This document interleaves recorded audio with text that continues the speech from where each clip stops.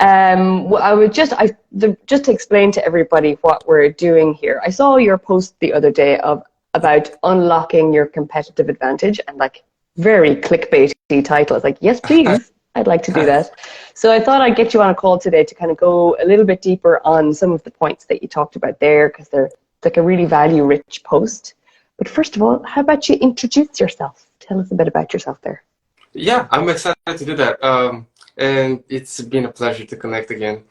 So, my name is actually Alexander, but I go with Amused Alex just because I love the personal brand, and no, Alex is just like the most trivial name in the world. And No. I'm I'm building my agency, which is called Amused, and that's how Amused Alex go together. But I've been traveling to 19 countries, lived in 5. I was pretty much a volunteer, turned into freelancer. Then I transitioned from a freelancer to agency owner the last 2 years, and I'm pretty much on the journey of how to create a personal brand, but also generate leads and demand for my client services. And I have experience in e-commerce stores and startups and NGOs for the most part in the last 7 years. And yeah, I mean, I'm excited to talk about unlocking your competitive advantage and really building your authority, because if you don't have like the credibility, nobody's going to trust you. And to be frank, if you don't stand out in a crowded market, as Seth Godin says, fitting in is a failure. So, Yeah. Yeah. No, it's so true what you said, because if you start out as a freelancer, whether you like it or not, you're having to build a personal brand. And then that kind of segues into, like, as an agency, you are the face of the agency, so your personal brand plays quite an important role in that. So tell me a little bit about your post the other day. So if anybody isn't already following Alexander, Amused Alex on Instagram, you posted Unlock Your Competitive Advantage, and it's a 5-step process. I really recommend giving it a look. I shared it on the stories the other day. Yeah. But we were talking just before the live here, and we wanted to go a little bit deeper on authority. So what you were saying is trust is just like, because so much transaction happens online these days, you're not really meeting people in person as like business used to be done. So that authority and that trust really needs to be there. So tell me a little bit about what you think are the factors or the things that people can do as a personal brand or as somebody building up a business brand, what they can do to kind of build authority.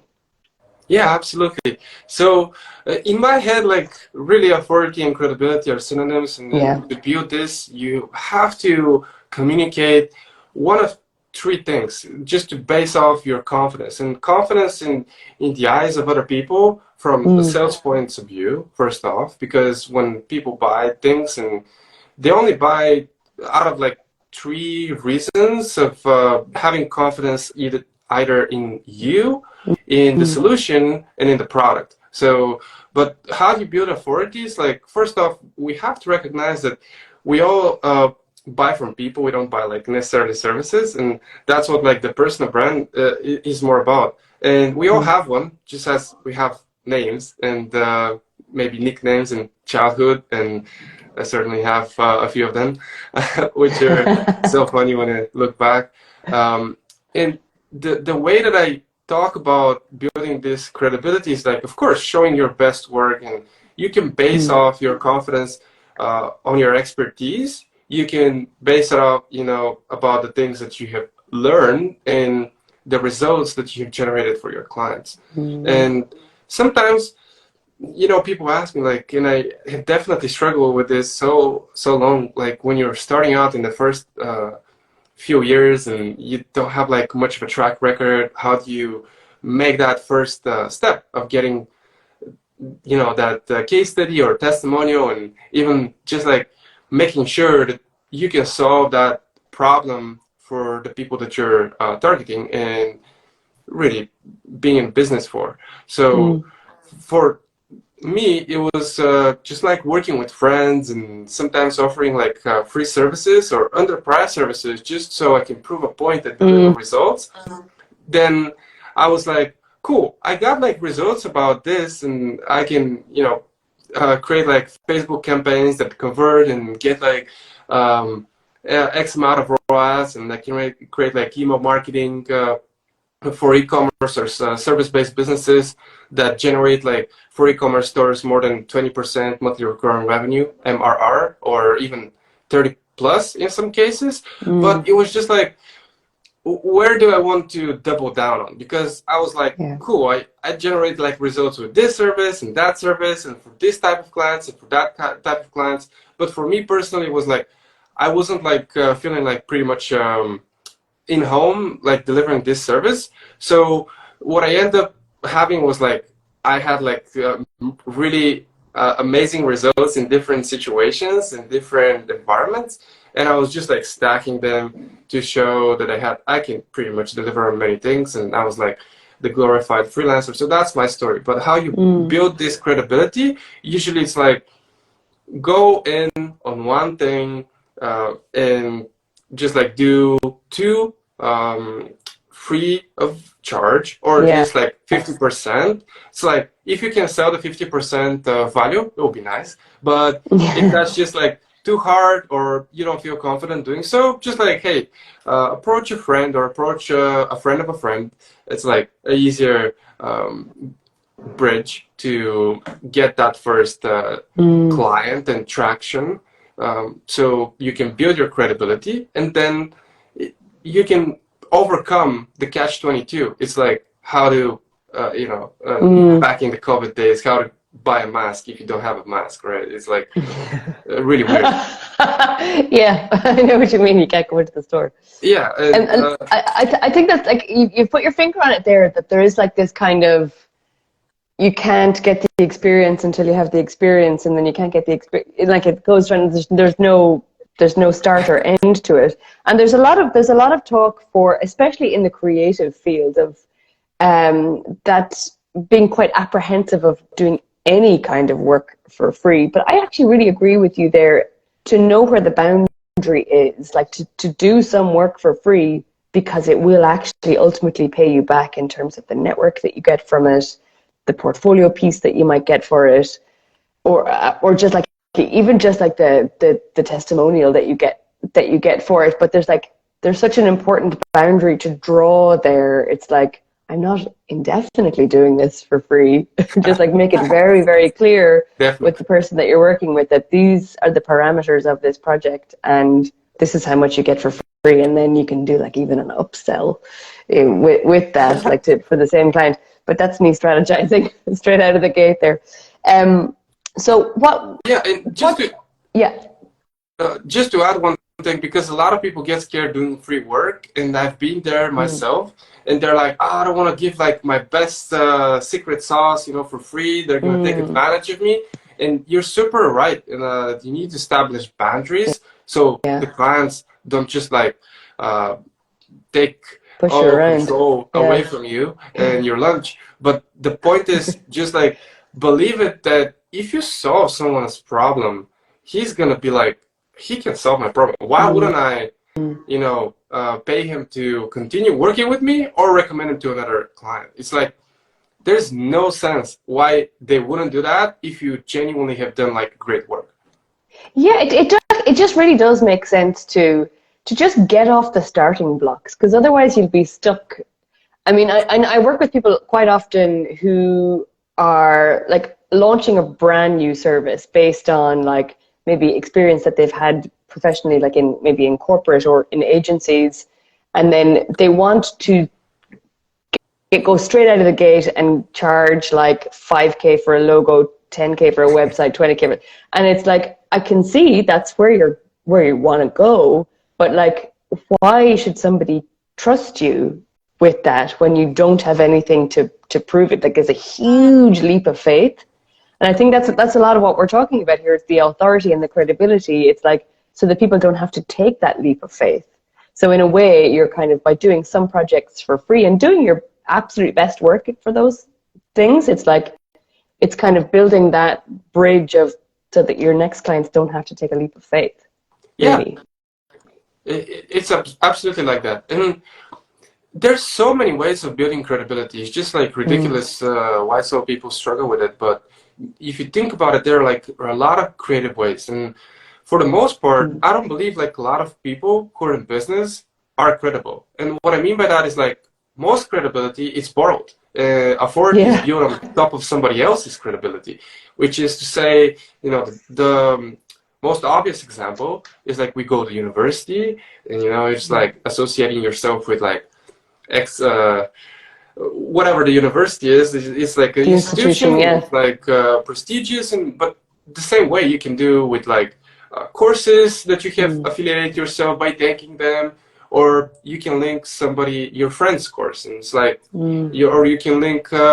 You can literally borrow credibility from, let's say, strategic partners, mhm, and you can just like be in a business strategic partner relationship with, let's say, a agency. If you're a marketer and you're like doing performance ads, let's say, or email marketing or content, and you can team up with a brand agency. It's like they do graphic design, they do like mm. creative work, and you can partner with them if you're like, let's say, going after the same type of clients, because Yeah.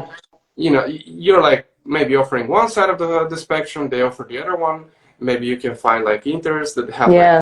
And paradoxically. it's like if they trust them, if they trust this person, Yeah, maybe there's something in it. Yeah. I love that expression. I'm totally stealing that. Credibility is borrowed. It's like you're piggybacking on somebody else's long earned trust and like they've done the work. I think that's a very interesting concept that you build trust with somebody who is already trusted by somebody else, and it's like that trust is contagious almost, or it spreads. Um, to keep this very practical, in terms of like say for example, a client that you would work with for like branding or marketing, hmm what kind of give me kind of a checklist of things that you would hope to see somebody leverage or utilize in order to get authority and credibility. So you've already mentioned like case studies and testimonials. right. Maybe like we could maybe go into that a little bit more, or are there Of other course. things that they could be doing? Yeah, Just depends giving on. you some options there. There's so many things to talk about. It really depends on the type of business. Let's say like an e-commerce stores, because like it's very easy Mm-hmm. to imagine. It's like a practical example, as you were saying. So a lot of people are like, you can go on Amazon and it's pretty trustworthy. You can Yeah. see who submits a review, and you can only submit a Mm. review on Amazon after you have purchased something. So So it's it's hard. real review, Yeah, legit. Yeah. it's impossible, or I don't know. I'm not a cybersecurity expert, although I had a client like that, and he opened my eyes on a lot of things. And it's kind Scary of stuff. it's near impossible to fabricate a review on Yeah. Amazon, but it's quite possible to do it on like third party. Let's say like a domain, like a Shopify store. It's like you Mm. can, because I have like a developer a Yeah. friend, which is like a really close friend of mine. He's like, everybody just, you can just double click the page, you can inspect, and you can literally like type whatever you want. And all these like text-based testimonials are just like, he's like, who's trusting that? And I'm like, people do. People People trust a lot do, of because testimonials. people, not everybody's a developer. Yeah, I exactly. have some clients who are just like, they've mastered email and then like, that's enough for me. That's because that's all they need to do. But yeah, like, so we shouldn't trust Shopify store reviews? Right, but those reviews goes a long way, because Mm. it's a psychological thing. And it's a really ironical, because a good review only gets you like maybe 3 clients, and uh, which is to say like a satisfied client that you have over delivered and you Yeah. have invested so much energy and time to service. He only tells maybe 3 clients, but if you do some grandiose mistake or you fail to deliver and he's unsatisfied, the negative review is going to go to 15 people at least. Yeah. It's a sad, but also the reality that we live in. Oh, And so that's a good point, actually. So the reviews and testimonials that can't be faked, like the legitimate ones that you have to go through certain channels, they cultivate quite a lot of trust. But just one, I mean, I've seen it on like restaurants or like a hairdresser that I'm going to go to. If there's one bad review, I'm like, I'm spooked straight away. You know, it's like nope. It's just like straight out of the gate. Like no. Yeah, we were doing that for like a new doctor for the kids, and like there was one bad review, and I was like, no, gone. So the trust is like completely squished by one bad review. So reviews and testimonials for sure. What else could we kind of use for authority? Yeah, just to build on this same point before we talk about the other things, video testimonials are the holy grail of yeah. and you can have like a lot of tools that are emerging, you know, like testimonial.to. It's a really good one. I'm still trying to get my old clients to feel that, but it's like people don't love doing video though. People like, don't love it. You know, like thanks for the business, like on to the next thing, and they're like, you know, and you're chasing them months after that, like they're like, oh, I'm really happy, I'm gonna be stoked to leave your review, and then you send them a link and they're like, what is that for? But weeks go by. Yeah. But I'm like, that could be something. So cool. That's a whole area that I help my clients with. It's how to actually get those testimonials in a timely way, because quite often, like at the end of the project, you can't really ask for a testimonial because they hasn't really had time to get results, and the results-based testimonials are always the juiciest, most interesting ones. So like we could almost do something specifically on actually getting people to deliver that testimonial. But the video ones are always the hardest ones to get, I find. And the biggest hurdle, I believe, is like, oh, what should I say? You know, like, let's say the first one, it's like they're afraid showing on camera or they're feeling uncomfortable, but that discomfort, I believe, stems from the lack of clarity of like, all right, what's the structure? What am I about to say? Yeah. Like, and providing that structure is pretty cool, because within that same tool, testimonial.to, I'm not affiliate, just like to use it.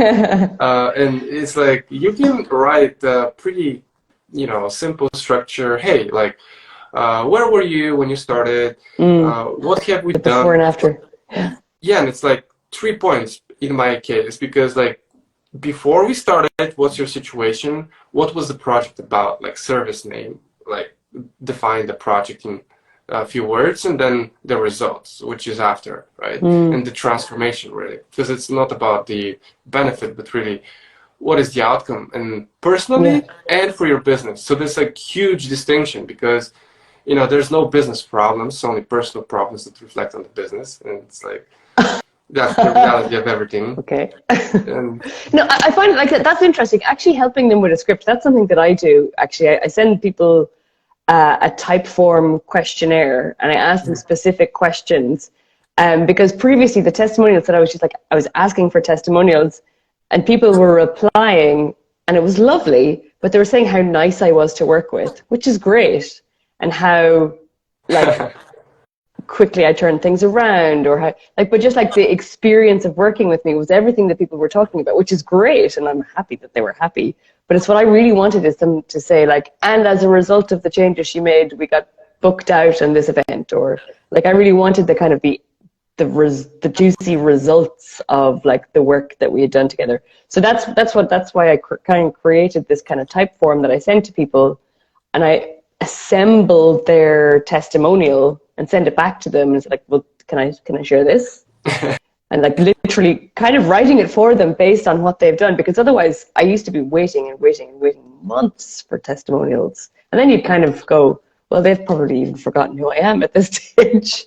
Right. But yeah, so like writing it for them, and then it's the next step. I've never been brave enough to ask for video testimonials. I should probably get onto that. There's so many nitty gritty and like nuances about these testimonials and reviews type of thing, because I remember in university, that was the first time, you know, I was asking like my professor, like, hey, can you recommend me for this program to go like abroad and, you know, have this intercultural experience? And he was like, sure, why don't you just like write something you want me to recommend you for, and I can just sign it. And I'm like, really? It's like, but that's not going to save me time. Yeah, save me time. Don't ask me to do something that takes time. And then I had it like with one client because I have like 6 recommendations on LinkedIn, and like one of them is pretty much like I wrote it, she signs it, and it's there. But Yeah, I think like it really works, and it seems like quick and dirty, but it's what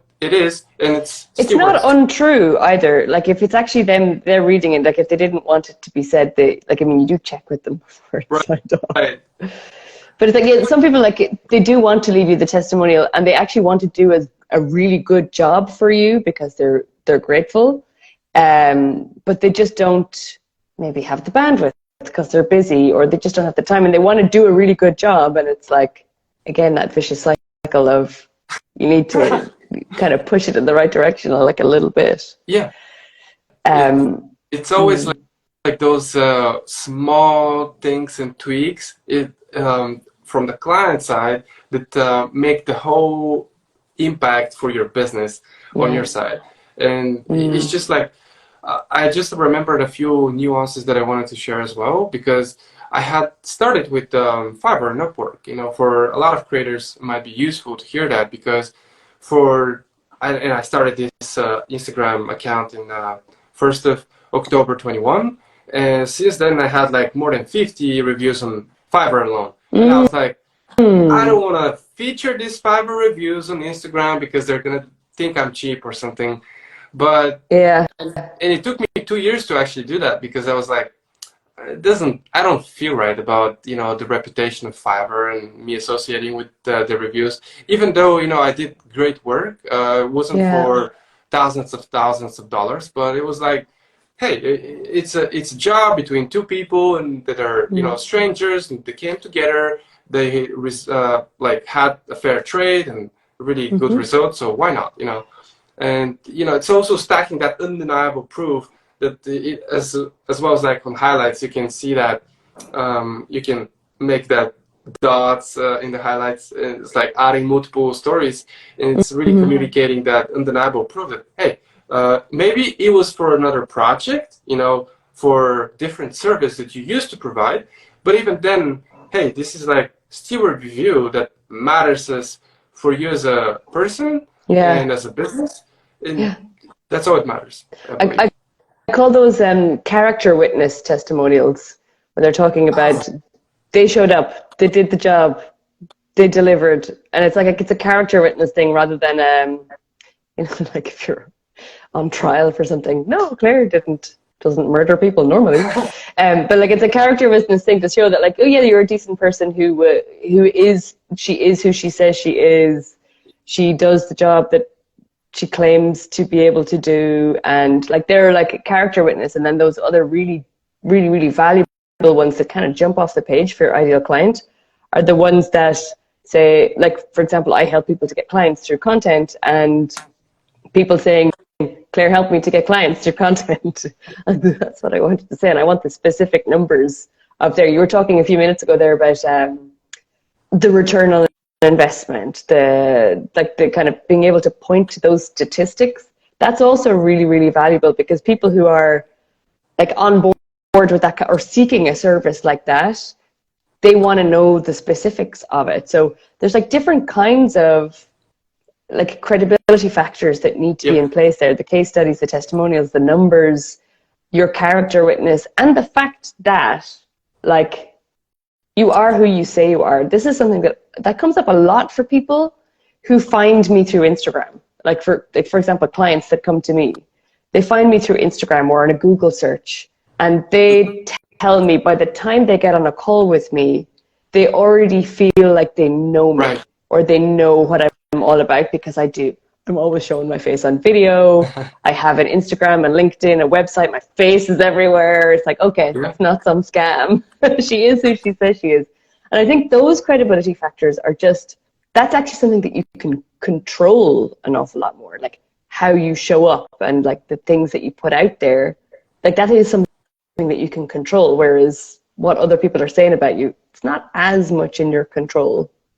If you know what I mean? Yeah, so huge things about that that I just discovered last week. I was like watching this guy, Daniel Presley. He's like author of 5 books about branding and marketing. It was like really cool. He's sold multiple businesses, generated multiple millions. And but long story short, have you heard about the Dunbar number of 150? What's the Dunbar effect? No, I'm thinking of that strobing effect. No, I don't Well, know. Go for it. the science is that we used to live in tribes, and we, Yes. on average, have capacity of only keeping a deep relationships with 150 people. And when you go on the internet, how that transition into business will come evident in a second. So when you go in the internet and build a business and try to sell strangers and clients, that's what we do at the end of the day. It's like you need to build this online presence first, and it's always the best position to be in when clients start looking for you instead of you looking for clients, as you Yeah. have just described so well, finding you through Google search and Instagram. But what he says, Daniel Presley, was really so interesting to hear. It's like you need, on average, because of the Dunbar number, 7 hours of content that people can consume if they want, to be free, available, like either binging your Instagram feed or watching videos, listening podcasts, all these like forms of content. Maybe you have like a free guide or a free book. I just had like one released, and I started my newsletter as well. So he says like the ultimate situation is like 4 channels, 7 hours of content, and this is just like gonna be the entry of a lot of people, as you said, coming on a first call with you, but that's not the first touch point. So by the time they get on a call with you, they already know who you are and what you stand for. Because I genuinely believe personality is the ultimate competitive edge, as the rise of AI and everything, all this written content, and sooner or later video as well could be deep fake, and you never know.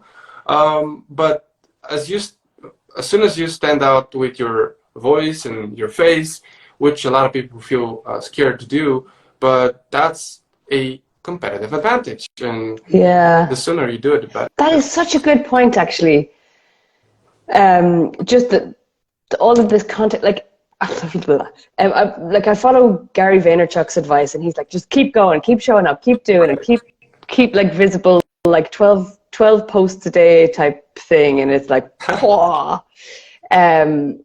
but it's so true that the only way for you to stand out is for you to actually put yourself in it an awful lot more, because you can generate, or you can outsource, or you can just like use all the productivity hacks. And at the end of the day, it's when people get an actual human sense of who you are, what you stand for, what you can do for them. That's the real value. That's where we really actually make a difference, rather than having, AI to have some generic gobbledygook nonsense. Like some of the stuff it comes out with, like, it's like, okay, let's workshop this a little bit. It's true. But I love this. Personality is your competitive advantage. Because all we want to do as a business is just like sell the same service over and over, which creates these transactional relationships, as you were saying earlier. And the competitive edge as a personality is just like create this custom offer for. Oh, your sound is gone. Or is that me? Uh-oh. I can't hear you, Alex. Oh, no. Is that me? You're back. I can hear you again. It was me. It was me. Sorry about that. My phone's getting very hot. I thought it was like it's just melting there. Put it back again. I have this like weird time limit on Instagram, so I don't spend like more than an hour a day. But I just like take that off. It was all these limits that we could just like go, oh, not today. So we're talking about your personality being your competitive advantage against a sea of generic content.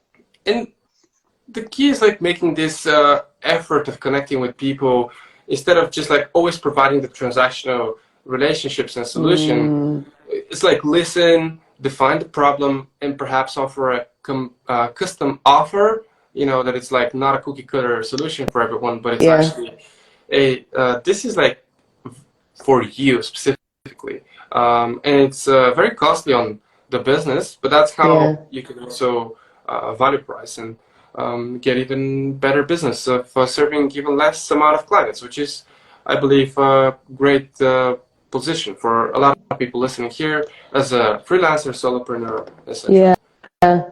Well, it's also like we've kind of touched on that point that there are different seasons in a business that like at the very beginning you gotta be showing up and maybe doing some stuff for free or low cost just to get off the starting blocks. Yeah. And then you can kind of be in the moment of like everything we create is bespoke and tailored specifically to your needs. And then when you've developed your credibility and authority even further, you get known for like that one thing that you do. And then you do only that.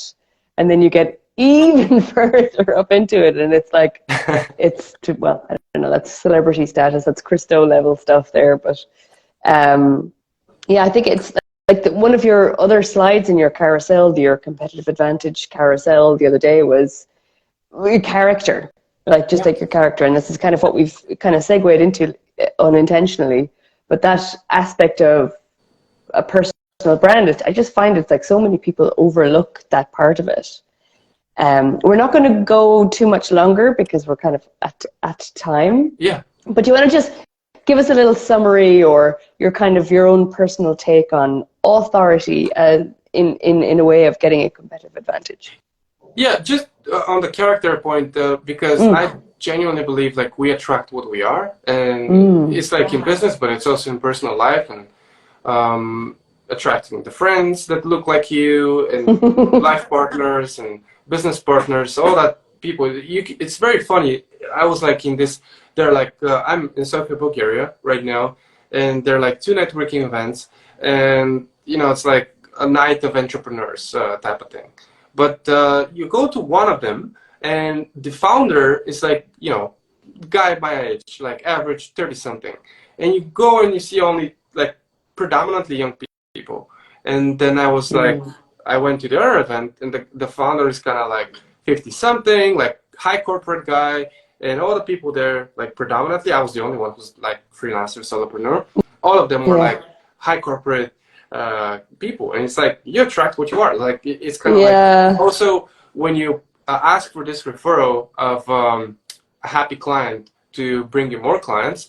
Well, guess what? He's gonna most likely bring the same amount of clients. That's why you don't ask for a referral from a bad client, because he's gonna bring you more bad clients. I've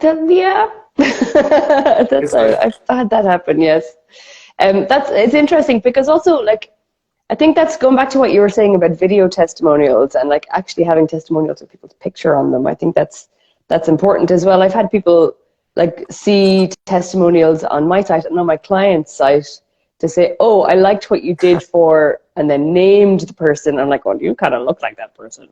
Yeah. So like they see themselves in the results that your clients are getting. So it's like that kind of, again, it's like that kind of fast track to trust. Where it's like, oh, that's me. That's what like I always say, like make them feel like they found what they're looking for. And it's like, make them see that this result is something that they're also seeking. Ooh, yeah, so, my phone is overheating. Sorry.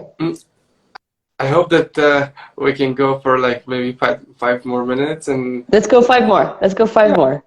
Yeah. So as you asked, like as a checklist or a summary of like what we talked about, so building authority and unlocking that unfair and competitive edge, which is genuinely like how you stand out in a sea of sameness, and it's like on the same horizontal line of where other people provide the same service and the same type of business, but how do you stand out? And either it's going to be with more case studies or more relevant case studies and testimonials. It's like quality over quantity when it comes to that, right? But sometimes it's do what you have resources of, because it doesn't really make sense to break your back to get the best review or testimonial when you can just like download all of your Fiverr testimonials and just like show them. It's like work with what you have first. Work with what you've got.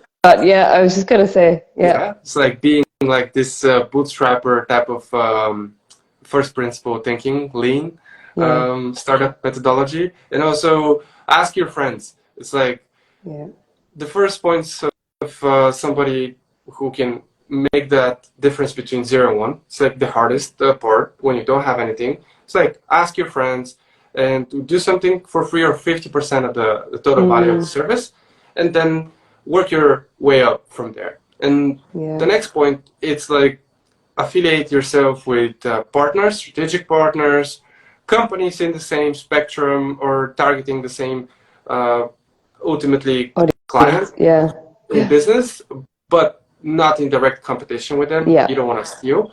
You can get a lot of partners from communities, from courses, from universities, from just like networking events and stuff.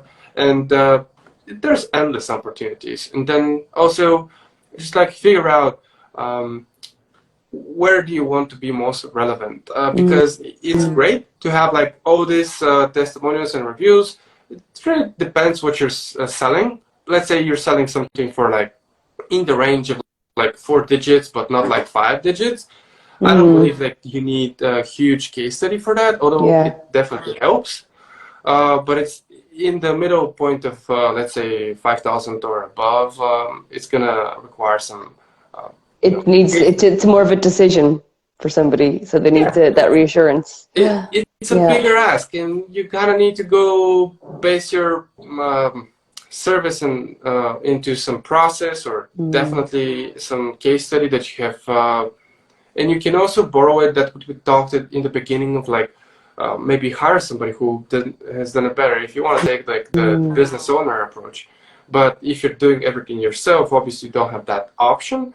And it's just like relying on the previous work and the good words of your past clients. That's pretty much how you roll. I think like it's a really good thing to kind of keep going back to that idea of, and people just don't do it for some reason. I know I'm guilty of it as well. Like, work with what you've got, and because you don't, until you look back at what you've already achieved. Like, this is where imposter syndrome also comes from. Like, not looking back at the things that you've already done and achieved, and reminding yourself of like how far you've come on your journey, how many people you've actually helped. Because like, I mean, you know, I know a lot of humble people. Maybe it's an Irish thing or a woman thing, or I don't know, but we're very humble about like the things that, oh, well, I just did a little bit of the work for that person who just hit 1 million, or I just did a wee part of it. And like, it's you're not kind of leveraging the stuff that it's there. I mean, it's just, you just need to tap into it and kind of talk about it. And I know I definitely don't do it. I've got a bunch of testimonials that I've never shared because I'm just like, well, they did all the work, really. I know that feeling, and it's awful because pretty much those people that you've done the most work usually paid you the least amount of money. And it's kind of paradoxical because the opposite is also true. I've made the most amount of money for clients that I did the least amount of work. But it doesn't really matter like the type of effort and time you invested. All it matters in the end of the day, from a business standpoint and a client satisfaction standpoint, it's like the results you achieve. And it doesn't really make sense to work longer hours if you can solve your problem. And just think about it when you go to the doctor. Do you want to pay more money for for slower solution and, you know, resolution? You pay more for faster results, really, don't you? That's what it is. Exactly. It's like the faster, the better quality, the more expensive the solution. So, Alexander, this was fantastic. I think we could talk all day about this. There's like anybody who's a follower of mine who's come on to this live, definitely go follow Amused Alex on Instagram, because the carousels are just value heavy. Thank you. So thank you so much for joining me today. I always feel like a TV personality, like, thanks for joining me today. You never know really how to wrap these things up. So go check out Alex's Amused Alex on Instagram for brand and marketing. Fantastic content and services also. So I've been Claire from Claire Creative. If any of Alex's people are on here, come and follow me for stuff about content that converts, getting clients by showing up online. Keep showing up, guys. Keep showing up. Thanks, Alex. Thank you. We'd love to make one of these in a few weeks as well. Do. Keep showing up. Keep showing up. Take care. Bye. Take care. Bye.